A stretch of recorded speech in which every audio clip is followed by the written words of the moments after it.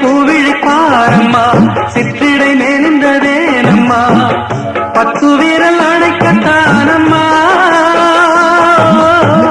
முத்துரகம் எனக்கு தானம்மா